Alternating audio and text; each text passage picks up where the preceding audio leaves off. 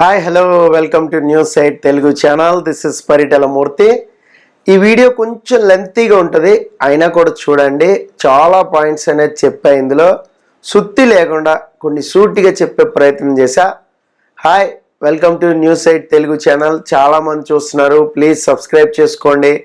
First మనం నామినేషన్స్లో కొన్ని పాయింట్లు మాట్లాడుకుందాం. బిగ్ బాస్ లవర్స్ అందరూ కూడా ఈ వీడియోని లాస్ట్ వరకు చూడండి, చాలా వ్యాలిడ్ పాయింట్స్ ఉంటాయి. మస్ట్ వాచ్ వీడియో అనమాట ఇది. అంతకంటే ముందు మీకు విషయం చెప్పాలి, ఏంటంటే టాలెంట్ ఉండి చాలామంది సినిమాల్లోకి రావాలని ఆశగా ఉంటుంది, బట్ రాలేకపోతూ ఉంటారు. వాళ్ళకి అవకాశం అనేది, ఆపర్చునిటీ అనేది ఎక్కడ దొరుకుతుంది అనేది తెలియదు. వాళ్ళందరి కోసమే ఒక మంచి డిజిటల్ ప్లాట్ఫామ్ ఉంది. అదేంటి అంటే iStar.in అనే వెబ్సైట్లో కేవలం 200 రూపాయలకి మీ ప్రొఫైల్తో రిజిస్టర్ అవ్వచ్చు.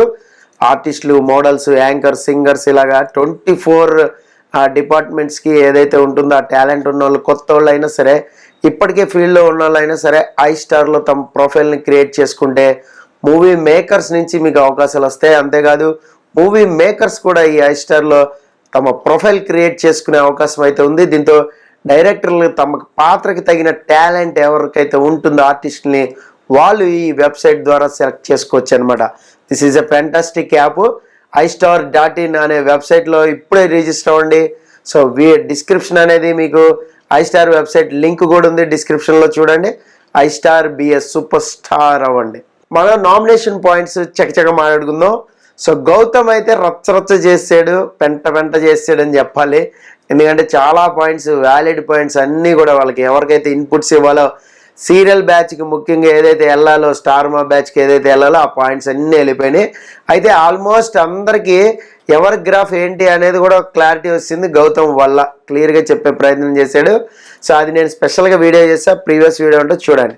నామినేషన్లో ఫస్ట్ హరితేజ నుంచి వచ్చేద్దాం. మంచి వ్యాలిడ్ పాయింట్స్ చెప్పింది.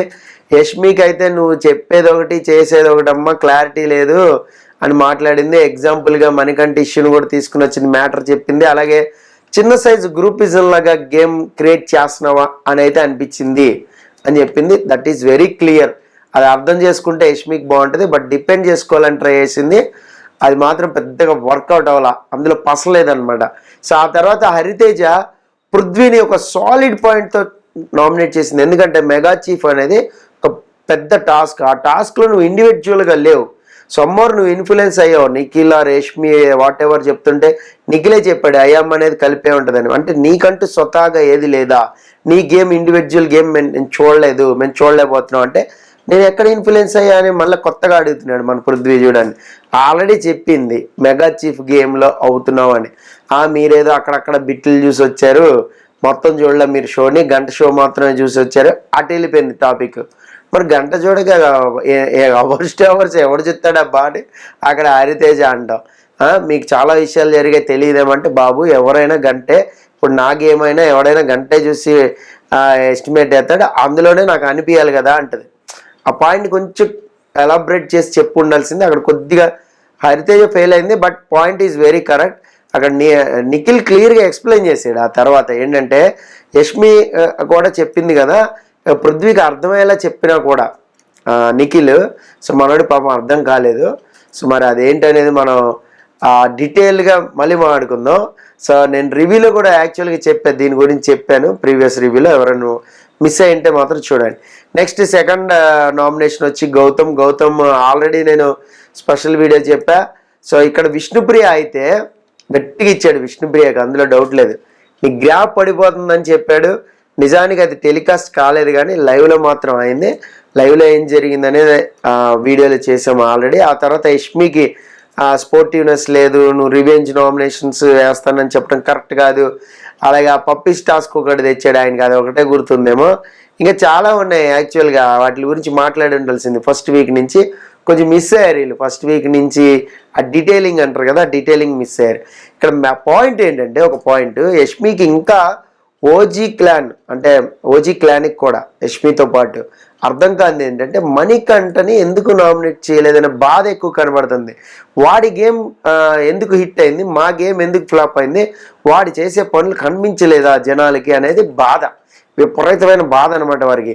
సో అక్కడ వాళ్ళని చేసినందుకు కాదు నామినేషన్, మణికంఠను వదిలేస్తున్నందుకు ఇంకెక్కువ ఫీల్ అయిపోయారు.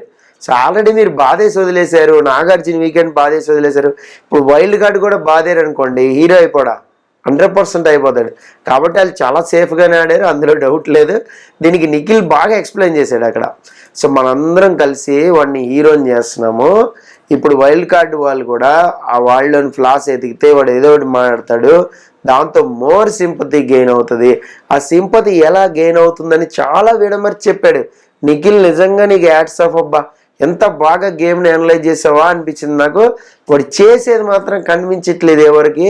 ఇప్పుడు నువ్వు ఉన్నావురా, నువ్వు ఏదో పాయింట్ అంటావు, వాడేదో పాయింట్ పెడతాడు, పక్కకెళ్ళి కూడా బాగా ఏడుస్తాడు, అర్రే పాపం కదా మణికంఠను అంత మాట అన్నారా అని ఉంటుంది. ఇప్పుడు మనం క్లాన్లో 2 సార్లు మణికంఠను తీసేసాం, దాంతో సమ్మోర్ సింపతి ఎక్కడో వాడికి వర్కౌట్ అయిందని చెప్పాడు. బా నువ్వు దేవుడు స్వామి అనిపించింది నాకు నిఖిల్ది. ఎందుకంటే చాలామంది 1 hour షో మాత్రమే చూస్తాడు, ఈ పాయింట్ కూడా చెప్పాడు. చాలామంది అలాగే చూస్తారు, టెలికాస్టే చూస్తారు, లేదా స్ట్రీమ్ అయిన ఎపిసోడ్స్ ఉంటాయి అవి మాత్రమే చూస్తారు తప్ప లైవ్లో ఎంతమంది చూస్తారా? నీ ఫ్రెండ్ సర్కిల్లో, నా ఫ్రెండ్ సర్కిల్లో, లేదంటే ఎవరైనా కొంచెం బాగా దీని మీద బాగా పిచ్చి బిగ్ బాస్ అని పిచ్చి ఉన్న వాళ్ళు తప్ప ఎవరు చూడరు. అంతా ఆ చూసే వాళ్ళకైతే అర్థమవుతుంది వాడు చేసే ఆగడాలు, దుర్మార్గాలు, దుశ్చర్యలు అన్నీ అన్నట్టు. అంటే ఆ డైలాగ్ అనలేదు, ఆ రేంజ్లో బిల్డప్ ఇస్తూ చెప్పాడు అనమాట. ఇది 1000% కరెక్ట్ బాబు నిఖిల్. నేను రివ్యూలో చాలాసార్లు చెప్పాను మణికంఠ గురించి, మనం ఎంత తక్కువ మాట్లాడుకుంటే అంత మంచిది రివ్యూవర్స్కి కూడా. ఈ ట్యాగ్ వాడకూడదు అసలు, #, మణికంఠ బ్యాన్ మణికంఠ అన్నట్టు. అందుకే నామినేట్ చేయలే వాళ్ళు వైల్డ్ కార్డ్ వచ్చిన వాళ్ళు. నెక్స్ట్ పాయింట్ ఏంటంటే నైనిక కూడా విష్ణు బాగా పెట్టింది. నైనిక అని వస్తుంది చూసారా, నైని పావని కూడా విష్ణుకి స్మూత్గానే గడ్డి పెట్టే ప్రయత్నం చేసి చెడమడ వేసుకుంది. ఎందుకంటే ఇక్కడ విష్ణు వితండవాదంకి దిగుతుంది. మన టైటిల్ అందుకే పెట్టాం, విష్ణు వితండవాదం. నేను ఇలాగే ఉంటా, నేను ఇంతే, నా సావు నేను సస్తా నీకెందుకు అనే ఒక బుక్ రాసినట్టు. అలాగా నా పుస్తకం నా ఇష్టం, నా బిగ్ బాస్ నా ఇష్టం. ఇది గౌతమ్ బాగా సెట్ అవుతుంది, నా బాడీ నా ఇష్టం అని. సో ఇది అలాగే నా గేము నా ఇష్టం అంటుంది విష్ణుప్రియ. సో అంటే కామెడీ అని కాదు, యాక్చువల్గా అక్కడ ఏం చెప్తుందంటే నేనేదో నా గేమ్ ఏదో నేను ఆడుకుంటా కానీ నేనే ఇలాగే పోర్ట్రేట్ చేయాలని మాత్రం ఆడినంటది. ఆడియన్స్ ప్రేక్షక దేవుళ్ళు ఉంచితే ఉంచుతారు, పీక్తే పీక్తారు అన్నట్టు ఉంది. అంటే పిచ్చ లైట్ గేమ్ ఉంటుంది. అదే పాపం నైని పావని చెప్పే ప్రయత్నం చేసింది, నీకు చీఫ్ కింద అవకాశం వస్తే నేను ఇప్పుడు కాదు 6వ వారంలో అవుతా అంటే 6వ వారం వరకు నువ్వు ఉంటావా, ఇలాగే మాట్లాడింది నైని పావని. చాలా యాడ్స్ ఆఫ్ అనిపించింది. సో ఇక్కడ అనేది ఏంటంటే నైని పావని కూడా ఆపర్చునిటీ దొరక చాలా మంది వెయిట్ చేస్తున్నప్పుడు నీకు వచ్చినప్పుడు నువ్వు ఎందుకు గేమ్ ఆడట్లేదు అనేది పాయింట్. గౌతమ్ కూడా అదే చెప్పాడు. సో వేరే పక్క ట్రాక్కి వెళ్ళిపోతుంది, నీ దృష్టి వేరే వాళ్ళ మీదకి వెళ్ళిపోతుంది, గేమ్ మీద తప్ప అని. అయినా కూడా బుర్రకెక్కట్లేదు చూడండి, నేను ఇలాగే ఉంటా అంటుంది. అలాగే పృథ్వీ మరోసారి ట్రాక్ కలిపిన విష్ణుప్రియ లేదా కదిపిన లేదా పులిహోర కలిపిన ఈసారి మాత్రం ప్రేక్షక దేవుళ్ళు పలకరన్నమాట. పులకరు పలక దేవుడు పలకడు కదా అలా అనమాట. ప్రేక్షక దేవుళ్ళు కూడా మౌనంగా ఉంటారు. విష్ణుప్రియ అంటే ఓకే అంటారు. నెక్స్ట్ ఇదే ఫ్లోలో నైని పావని సీతకు కూడా గట్టిగానే వేసుకుందని చెప్పాలి. ఎందుకంటే మీరే నామినేట్ చేస్తారు, మళ్ళీ మీరే పులిహోర కలిపేసుకుంటారు, వెళ్ళిపోయేటప్పుడు అబ్బో పెద్ద పార్టిసిపెంట్ని కోల్పోయామే అని ఏడ్చేసి గగ్గోలు పెట్టేస్తారనే పాయింట్ చెప్పింది. అలాగే సీత చీఫ్ అయిన తర్వాత వాట్ ఎవర్ గేమ్ మీద ఏది ఇంపాక్ట్ పడిందో అది మాట్లాడింది, క్లారిటీగా ఇచ్చి పడేసింది. దీనికి డిఫెన్స్ అనేది పెద్ద సీత దగ్గర పెద్దగా లేదని నాకు అనిపించింది పర్సనల్గా. ఎందుకంటే ఆల్రెడీ చేసింది, రాంగ్ డెసిషన్లు తీసుకుంది. ఇది నాగార్జున వీకెండ్ చెప్పకపోవడం బ్యాడ్ అయింది, చెప్పుంటే వేరేలాగా ఉండేది సినిమా. ఇంకో పాయింట్ ఏంటంటే నెక్స్ట్ మహబూబ్ నామినేషన్ అసలు బుద్ధి లేని నామినేషన్. అది చాలా క్లియర్గా big boss audience point of వ్యూలో వాళ్ళు చూసి వచ్చారు, ఆడియన్స్ ఏమనుకుంటున్నారో అదే మీకు చెప్పే ప్రయత్నం చేస్తారు అన్నట్టుగా మాట్లాడితే మనోడు వచ్చి ఇంగిల్ అవ్వలా జెల్ అవ్వలా, నన్ను పలకరించలా, వెల్కమింగ్ లేదు, టైం స్పెండ్ చేయలేదు, అదే ఆ ఎనర్జీ సరిగ్గా రాలేదు మీ నుంచి, అంటే ఇవన్నీ ఒకటే పదాలు. అంటే ఆయన సరిగా వామ్ వెల్కమింగ్ చేయలా, ఒకవేళ ఈయన తెగించి పలకరించడానికి వచ్చినా పట్టించుకోలేదట, అది ఆయన బాధ. సీత యష్మి ఇద్దరు నామినేట్ చేశాడు, ఆల్మోస్ట్ ఇంచుమించు ఇదే పాయింట్ చెప్పాడు. ఇక్కడే మనం ఒక విషయం ఆడుకుందాం, ఏంటంటే మణికంఠతో మెహబూబ్ బాగా కనెక్ట్ అయ్యాడు మాస్టర్. సో మనీకి బాగా నీతులు చెప్తున్నాడు. ఖచ్చితంగా నీతులు చెప్పిన వాడికే గోతులు తవ్వుతాడు మణికంఠ అని త్వరలోనే తెలుసుకుంటాడు మన మెహబూబ్ దిల్సే, అందులో డౌటే లేదు. సో అప్పుడు వైల్డ్ కార్డ్ మొత్తం ఎవరిది తప్పు అనేది క్లారిటీ ఇచ్చేస్తారనమాట. వైల్డ్ కార్డ్ వాళ్ళందరూ మళ్ళా మణికంఠే అన్నారనుకోండి, it's very confirm, it's very clear. అలాగే నెక్స్ట్ పాయింట్, టేస్టీ తేజ సీతను నామినేట్ చేశాడు చూడండి. మామూలు పాయింట్లు కాదు. చీఫ్ అయ్యాక టాస్క్ ఓడిపోయారు. అలాగే 9కి వెళ్ళాల్సిన గేమ్ బ్యాలెన్సింగ్, ఆమె నుంచి డ్యాన్సర్ అయ్యా స్వామి, ఆమె వెళ్ళాల్సింది నువ్వేమో మణికంఠని పంపావు. అలాగే రాంగ్ డెసిషన్ తీసుకున్నావు, స్విమ్మింగ్ టాస్క్ విష్ణుని పంపావు. రాంగ్ డెసిషన్లు చాలా ఉన్నాయి నీవు చీఫ్ అయిన తర్వాత. అంటే నా మీద నమ్మకం పెట్టుకున్నాడు మణికంఠ, వచ్చాడు వేరే క్లాన్ కాదని నాతో వచ్చాడు, అందుకనే అవకాశం ఇచ్చా అన్నట్టు అక్కడ సీత డిపెండ్ చేసుకుంది. కానీ ఈ పాయింట్ తేజ చాలా బాగా ఆర్గ్యూ చేశాడు. అలాగే మణికంఠని నామినేట్ చేసేటప్పుడు మనం చూడాలి, యష్మి అబ్బా తన రేంజ్లో వేరే రేంజ్లో చప్పట్లు కొడుతుంది కదా, అలా కొట్టింది అనమాట. యష్మి బాగా సంబరాలు చేసుకుంది. అక్కడ మ్యాటర్ ఏంటంటే, మ్యాటర్ క్లియర్గా చెప్తా వినండి. మేము ఇంత బాగా గేమ్ ఆడినా బయటకు అది రాంగ్ ఎలాగ వెళ్ళింది, పాయింట్ టు పాయింట్, అరే అన్నీ కరెక్ట్గానే మేనేజ్ చేశానే అంటే చిరంజీవి డైలాగ్ గుర్తొస్తుంది నాకు. అన్నీ కరెక్ట్గా మేనేజ్ చేసామే, ఎలా దొరికిపోయావు అన్నట్టు. అంత బాగా ఆడేవే, మేము ఎక్కడ రాంగ్ చేసాం, మణికంఠ ఎక్కడ రైట్ ఆడాడు, అసలు మణికంఠకి ఏంటి జరిగింది, ఏమి హిట్ అయిపోయాయి అని అర్థం కావట్లేదా, ఈ పాయింట్ మీదే ఉన్నారు. ఇది ఎక్కువగా ఆలోచిస్తే, ఓవర్గా డెప్త్ ఆలోచిస్తే వాళ్ళకి డేంజర్ అయిపోద్ది. సో వైల్డ్ కార్డ్ చెప్తున్న అంశం కూడా ఇదే. ఓవర్ థింక్ చేయొద్దు, ఓవర్గా టార్గెట్ చేయొద్దు ఎవరిని, మీ గేమ్ మీరు ఆడుకోండి. ఈ టైంలో ఎంటర్టైన్మెంట్ టాస్క్ పడితే ఉంటుంది నా సాగరంగా అదిరిపోద్ది. అప్పుడు మణికంఠ ఇప్పుడు ఎంతమంది ముందు స్క్రీన్ స్పేస్ దొరక్క అల్లాడిపోతున్నాడు కదా, అప్పుడు ఇంకా అస్సలు దొరకదు. చూడండి, హరితేజ, రోహిణి, ముక్క అవినాష్ దున్న అవతలు పడేస్తారు. నైని పావని, మెహబూబ్ దిల్సే డ్యాన్స్ ఇరగదీసి అవతలు పడేస్తారు. సో వైల్డ్ కార్డ్ వచ్చిన తర్వాత బ్రహ్మాండం, హౌస్ కలకల ఆడిపోతుంది అంటారు కదా, అలా అనమాట. నెక్స్ట్ పాయింట్, రోహిణి నామినేషన్స్ కూడా చాలా బాగా హైలైట్. అయితే దీని గురించి మనం ఆల్రెడీ నేను చెప్పా, 2 ఎపిసోడ్లు ఖచ్చితంగా చేస్తారు, ఇది గ్యారంటీ అని. 2 ఎపిసోడ్లు రేపటి ఎపిసోడ్లు పెట్టారు. సో మనం రేపటి ఎపిసోడ్లో కొన్ని పాయింట్స్ మాట్లాడుకుందాం, ఎందుకంటే లైవ్లో చాలా పాయింట్స్ ఎగిరిపోయినాయి. ఆ ఎగిరిపోయిన పాయింట్స్ రేపు ప్రోమో కింద వేస్తారనమాట.